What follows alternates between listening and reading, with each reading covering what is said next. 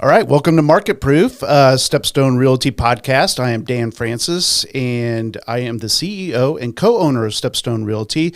We're a real estate brokerage, just like any other real estate brokerage, and that we specialize sponsoring real estate investors who have their license. I am here with one of our agents, James Spence, and his wife and partner, Christina Spence, and we are excited to kind of learn more about what they're doing. They've been putting together a very successful business, and I think we can learn a lot from that. And so, Christina, I'm going to just start with you and just let you tell us a little bit about what your business is. What do you guys do? I know in real estate we can do so many different things, and that's what makes it so great, right? And so everybody's got to kind of find their way and find what they like to do and what they're successful at doing best. And so why don't you tell us what y'all do? Super. Thanks for having us here, Dan. We're very glad to be here, glad to be part of the StepStone family. I know that James is the agent, but it's been so fantastic to be part of the family. You guys are so great and gracious with all of us. We have been in business about 5 years in real estate. We came from corporate careers, planned it, left our corporate careers, and came to do real estate at the max. I think that's everybody's dream in real estate. I just want to leave my job, right? There you go. Yep. So it was definitely a planned thing. Lots of good things to talk about there. And so we came in and we decided to go big.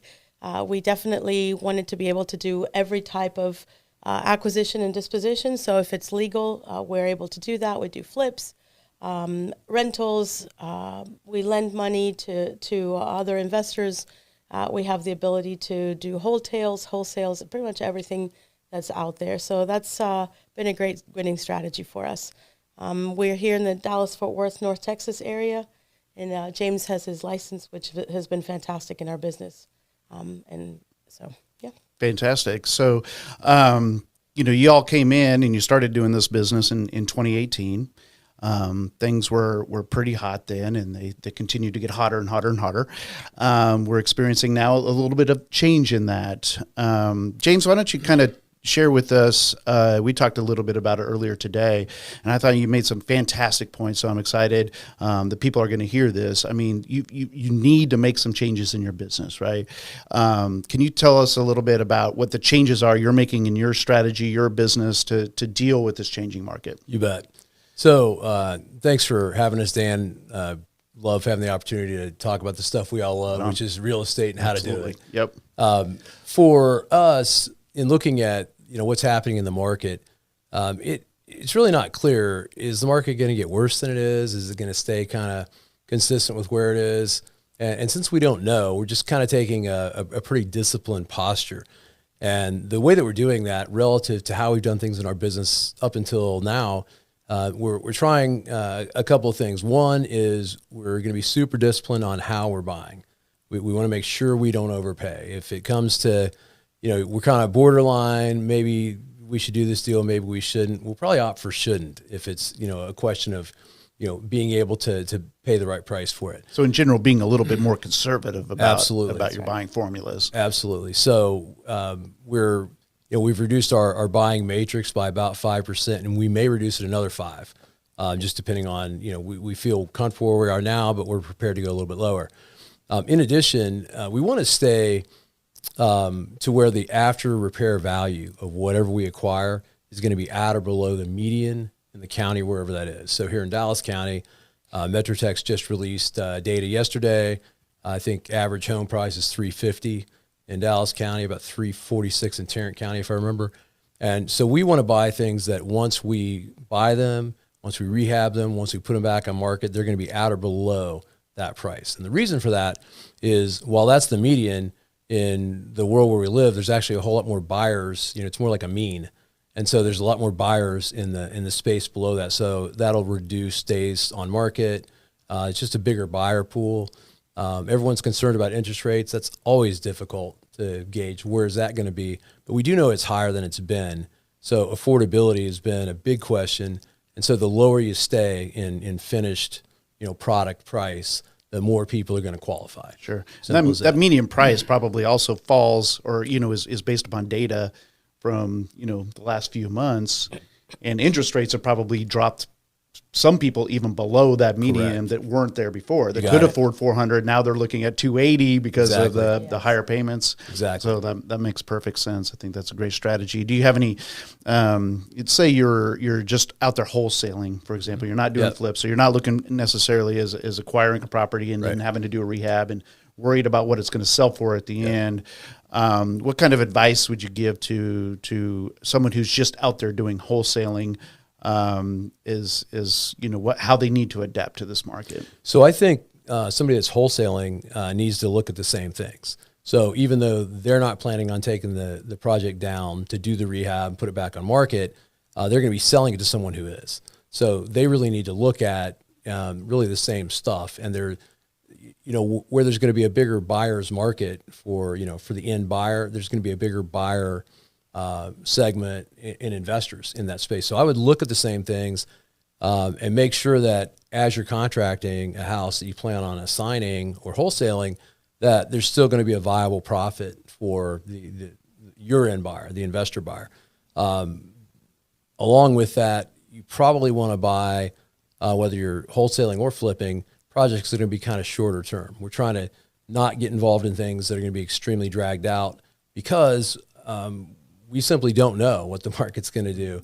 And I'd rather make a 3-month cycle bet than a 6-month cycle bet. So really, involved projects, flipping or wholesaling, I'd probably steer clear from those. Or, the ultimate defense is always just to buy it lower and lower. Sure. I mean, if it's a total gut job, buy it 50% minus Exactly. repairs, and Right. you keep yourself safe in that regard.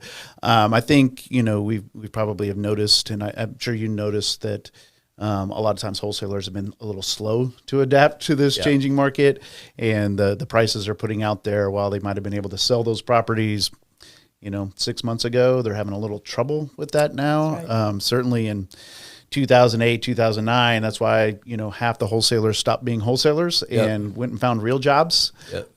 Definitely think the quicker you can adapt to this, the better off you're going to be. And I think you're so right about that. And we're already seeing a lot of wholesalers sitting out. I think if you're a successful wholesaler, you're definitely still marketing, which is what we are also doing, right? We're continuing to spend money on marketing. We're not sitting back in that space. Same thing from a wholesaler standpoint. And for wholesalers specifically, I would say, hey, go back to your buyers list and scrub that and figure out who's still buying, because there's also a lot of buyers who are sitting back right now For sure. as well. So you want to be very tight with those buyers. The buyers are clearly looking to take advantage of the opportunities that are out there like we are. And that the buyers list for a wholesaler matters more than ever. Oh, absolutely. And I think one other place that we're shifting as we're looking to take on market share, right? Because people are going to sit out. People are going to say, I can't do this right now. They're not able to take the risk. So we want to be ready to buy more deals. And for us, it's important to have an even bigger lender pool so that we're ready to be able to invest in more properties at once. And James said it right. For us, very important to continue the rehabs, more the short-term ones than the long-term ones, and actually make the house look better than the other houses that are going to be competing with you, because you want people to come in, be wowed, and want that house first before the other house, any other house. Right. Yep. With that point, we've put an emphasis on doing some landscaping now that we never really did before. Yep. Like we're concerned about curb appeal, and our concept is we want to buy low enough that we can make the house a little bit nicer than we probably used to, in terms of maybe better fit out, make higher quality materials, a little bit more elaborate. We didn't have to do that, and it would have been a waste of money to do that a year ago. Right. Now we're doing that with the ultimate objective of being the best looking house on the street at a slightly lower price. Yeah, for a while there, you could just slap lipstick on that pig, right? And That's right. and get it Or maybe, ridiculous or prices. maybe just lip gloss. Yeah, exactly right. Exactly right. Let's shift topics. So I know y'all have been successful. One of our most successful agent groups or team that has been able to scale your business to do a lot of deals, and I think that's something that most investors aspire to do but struggle to do. Christina, can you tell us a little bit about the steps you took to scale your business, what that entails, any tips that you might have for anybody looking to do that? Absolutely. We meet with a lot of people every week. Some are just getting started. Some are just kind of trying to take the next leap. So I think one of the most important things always is putting together a plan, right? And a plan is an ever-evolving, dynamic thing. What are you going to do in 2023 as we're talking right now? What are your plans for people, for systems, for processes, for lead generation, right? What are you going to be the ways that you're going to find your deals? And then vendors, right? Your partners in this business, who will they be? If you're just getting started and you don't know the business, I think the best way is to shadow people, to find someone who's going to mentor you. You know, there's a lot of gurus out there that are super unscrupulous and take your money and do nothing, right? So finding the right mentors. And I think that's one of the things we've enjoyed so much in StepStone. You guys have tremendous experience. There's a great network here of people who are both realtors and investors, as are we, right? And that's been tremendous in being able to give advice to others in the moment that it matters, right? Because you're going to hear a lot of things and a lot of shiny objects. So for us to scale, absolutely a plan. It's a plan that we adjust. We monitor. We've got KPIs that go with it, right? So performance indicators and measurements, we measure those monthly, quarterly, and adjust if we have to, right? And we have kept those over the years, so we now know how many phone calls does it make, right, to get an appointment, and how many appointments to get a deal, and so on, things like that, but other KPIs as well. So having a plan that's realistic, having measurements, so that not only can you measure, am I doing great, but also to celebrate and reward your people, right? If you're making your numbers and beating them, gosh, that's a great opportunity for that. And I think staying disciplined, right, back to what James was talking about, adjusting to the market if you have to, staying disciplined on the things you said, and not being distracted by shiny objects, right? Great point. This is the time of year to do your yearly planning, right? Yes. And in fact, we at StepStone literally just finished that yesterday. Awesome. Which we always do. You have to set out those goals and those measurables, and be realistic about it. And that's not always easy. It's a challenge, right? Especially as the market's shifting. What are these KPIs going to change? I know y'all have also used VAs. Can you just something I know nothing about, right? I've never used a VA, probably should. So certainly something I want to know more about. So can you kind of tell what that experience is like? How did you even go about, starting to find a VA, and did you, did you have trouble at first doing it, or did you just have success out of the gate? How did that go? Being consistent with each other on the planning process, we learned early on that you shouldn't do things that you're not good at, and you shouldn't do things that you don't like. And at the beginning, we were wearing every hat, right? Because there's no money, we don't have experience, but we very quickly invested in VAs that had certain expertise that we didn't have but needed to build. One of them was someone who manages our data. The second one was someone who manages all our social media, because it takes time to build social media presence, SEO, right? All those type of things. So that's been tremendous in our business. And then as we were able to afford more VAs, we were hiring other people for texting and calling and operations, right? We even have a lady now who does errands for us that saves us a lot of time from being on the streets, right? Trying to pick up a blue box, right? Right. So again, that's part of that planning and scaling.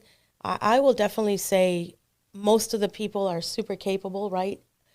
But you shouldn't be in your business all the time, because that prevents you from being able to think, what's the next big thing I should be doing? How is my business doing, right? If you're in the business making the calls or paying the bills or whatever else like that. How do you even go about finding a VA? So I was just say I want a VA. Yeah. I don't even know where to start looking. So You bet. Yeah. There are companies who actually train VAs. They hire them, find them, hire them, and train them. And then you can contract with those type of companies. Most of them are overseas, either in Latin America, Central America, or out in Asia. And so you can contact them and they will find you the right VA. Other ways is you can go to places like Upwork, right, and Wise Hire and other places like that and hire people. And it is a different strategy if you're getting VAs from overseas than if you're getting someone here locally, right? You can even find people, in, Indeed.com, right, here in the U.S. So it just depends on that. But really what you're looking for What did you all have success with? We did all those things. All of them, okay. All of those things. And we still have those people. Mm-hmm. But I'll tell you what's made a difference for us is even the people who we have hired through a service, feel and believe that they are part of this company, right? Our company. We train them weekly. James does an amazing job with our sales-oriented people, right, our acquisitions people.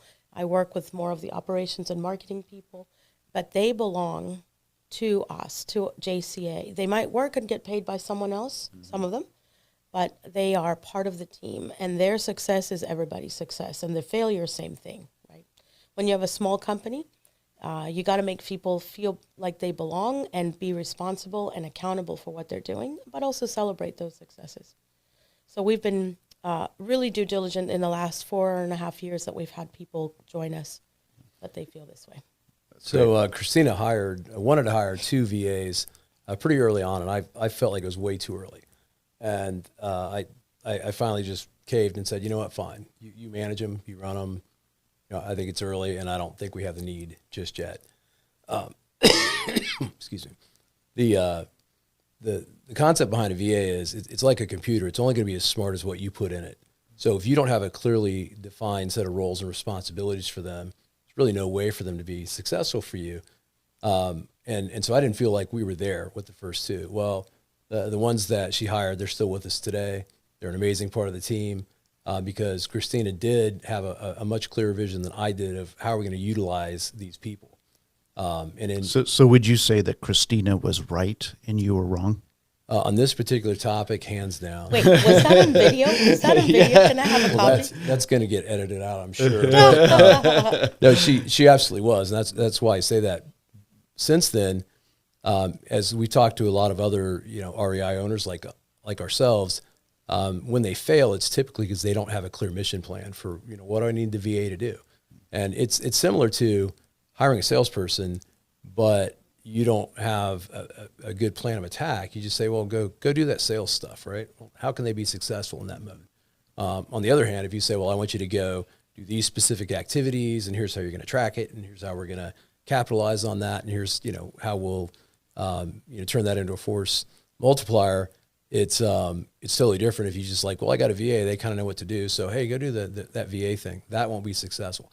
But if you can document a process in your business, almost doesn't matter what it is. If you can document it, you can find a VA then to deliver on that. So if you can document the process, follow what Christina talked, I'd suggest going through an agency. They tend to, kind of set people up to at least understand the basics of what you're going to want. Then it can be a huge success for you. If it's not clearly defined what you need them to do, it's not going to work well. And I think part of that definition is also the metrics, right? If the expectation is that they do, let's say, 3,000 calls a week, just making that up, right? Are they making those? And what are the answer rates and those other things, so that they can measure themselves in addition to us being able to measure the business, right? And when the performance is there should be rewards. And so we have very defined bonuses for our acquisitions people, right? We have defined bonuses for some of the operations people as well. And then there's profit sharing bonuses at the end of the year, assuming we've had a good year that we all contributed to. Is that to make them really feel like they're a part of the company? Definitely. Is that the idea? But there's other things as well, right? We do many other things. We have a charity project once a year. Everybody gets some money to do something good in their neighborhood, right? So it's very fun. This year we actually pulled all our money because there's still a lot of COVID, issues out there. So we pulled all our money and we're going to help a lucky family fix their home in the Philippines. Wow. So we're really excited about that. We just selected our candidates. Those are some of the things that people get jazzed about, right? It's not just the job. Right. Absolutely. That's awesome. And I think a theme that I keep hearing you say over and over is you guys spend the time, you take the time to plan. And I think that's what we see a lot of investors don't do, is they just hear, I should go make some calls, I should do this. And they don't do it with a plan, and they don't measure. And I think both of those things are extremely important. I know you all run a meetup, a real estate investing group meeting that just happened last night, as a matter of fact. That's right. And that's, I know could provide a lot of benefits. But James, just kind of tell us what those are. Tell us about the group. Sure. Who's invited to the group, right. But any. Because I know other people are interested in starting something like that, even if it's a smaller scale interest group or whatever it is. How do you go about that, and what are the challenges in doing that? I threw about 20 questions at you there, so I think I got it. Okay. So the group that we run, it's the idea is just to create a venue where agents and investors and vendors too, agents and investors can kind of get together, interact, network, and do deals. We launched this not quite a year ago, and it's grown in size as we've gone. We hit a great milestone last night, both in terms of the numbers of people that were there, and then how long we were kind of kicking people out at the end. People were, they're really connecting. We heard people starting to talk about deals together, and there was a lender there that was lining people up with financing, and so we're really just trying to create a marketplace for agents and investors, or ideally people that do both. And it's really pretty much aligned with StepStone and StepStone's values. For us, I got licensed and joined StepStone, synonymously with setting up this company, and that's been a huge benefit to us. Being licensed is a tremendous benefit to an investor at a number of levels. And StepStone has been, ideal for us in not telling me, oh, well, you can't do that, you can't do that. It's more like, oh, you want to do that? Well, here's how to do it. And the venue of our meetup is really just designed to be, kind of creating a community. And that's a live once a month meeting that we do. Thankfully StepStone is a sponsor of that. We appreciate that, Dan. And, also shout out to Angie on that. And we align ours to be, the day before the monthly StepStone meetings we have here. So it kind of pulls together the StepStone community a little bit. Yeah. But I'd say probably better than half the people that come, probably 3/4, they're not with StepStone. Some aren't even licensed yet. But we're trying to create a pathway for people that want to get licensed, show them the right way, a good way to do that. And with the meetup, we're really just trying to create a non-paid event where people can come, they can interact. And we've got everything from people that are wanting to do their first deal to people that have been in the market as a broker for 30 years. We've got a couple of guys that come. They're actually twins, and they started since we started this meetup, and they're wholesaling, and it's amazing to see what they've done, and wow. It's gratifying to us. So we're just trying to create kind of a marketplace for people to hang out. And the longer you're in this business, the more you realize you end up hanging out with people that are just kind of in this business, and all you ever talk about is real estate, but it's kind of fun. So yeah, that's what we do. Real estate geeks for sure. Yeah, right on. And we do this once a month, and we've been very encouraged by what James was talking about. And we now also have a once a month sort of an alternate weeks, right, of having an on-site meeting. We call it Beers and Brats. And James really does bring the grill, and we do grill brats, and we have beers and drinks, non-alcoholic drinks. But there we review a house, we do some more networking. It's actually on premise, right? So we try to find one of your projects. That's right. So we try to find and as ugly as possible. Yeah. Without the fleas or whatever, and people just really enjoy walking around the property. And we ask them, hey, what do you guys think you should do here? Who's welcome there? Anybody? Anyone that's part of, at the SpenceTeam.com, that's where our meetup and all of our socials kind of combine. They can go there, they can find out about the events, they're welcome to attend. For those, there's limited attendance because we can't have 50 people in a 1,200 square foot house. But so far that's been great. They've been attended well. They haven't been over-attended. And yeah, we just do some beers and brats. People walk around and they ask a lot of questions. A number of people that attend those events, they've never done a house before. I mean, not a flip. Yeah. And even wholesalers get value out of that, because then they come in and they actually see, okay, here's what an investor buys. Here's how they see it. Here's how they're going to exit strategy it. And we can talk about what exit strategies are open to us, which ones make the most sense.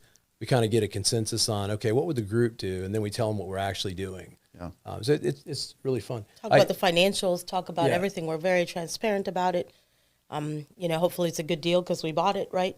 And people have been really excited. We've had 20, 30 people there before. So we're always trying to find some of the bigger houses where people can hang out, not in the bathroom. I mean, I hope I get an invite to one soon. Totally, we'd love that. So before we move on, I want to tie back to the VA thing real quick because it relates to the RIA. Yeah. My personal assistant, our operations manager, she works remotely. I'm in constant contact with her throughout the day. And our RIA event, she manages it all.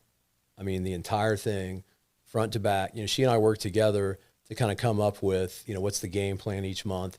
But now she executes on the whole thing. And she just sends me an IM and says, hey, let's boost this. Or, hey, here's the copy for that. Are you good with this? And then she's telling me, hey, here, we've got this many RSVPs. It's amazing. And the RIA that we have now, that like last night we set up in 20 minutes and we broke it down in about the same amount of time. Charity ran that whole thing. So, she's really amazing, and she also runs the advertising with the other VAs. So she coordinates what the plan is every month, who's going to advertise what, because we have data people, marketing people, right, and so on. So she really runs the whole thing, and you never know that she's not here. In fact, we're dreaming of the day where she could come be physically in the RIA with us. Yeah. That'd be amazing. So if somebody wants to follow you, they want to find out about this event, they want to make sure they know about the next one, they want to come to Beers and Brats, how do they follow you? How do they find you? So the easiest way would be thespenceteam.com. And our other socials, I'll give you a link if you want to post those on the screen. Yes. But at that particular website, you can find out about all of our events. You can register for those events. You can find out about StepStone, because obviously that's a key part of our business. And from there, you can join an internal Facebook group we have for this group. It all starts at thespenceteam.com, but it branches out from there. James, I kind of gave you a pre-warning about this, so I'm going to start with you, but then I'm going to ask Christina the same thing. Sure.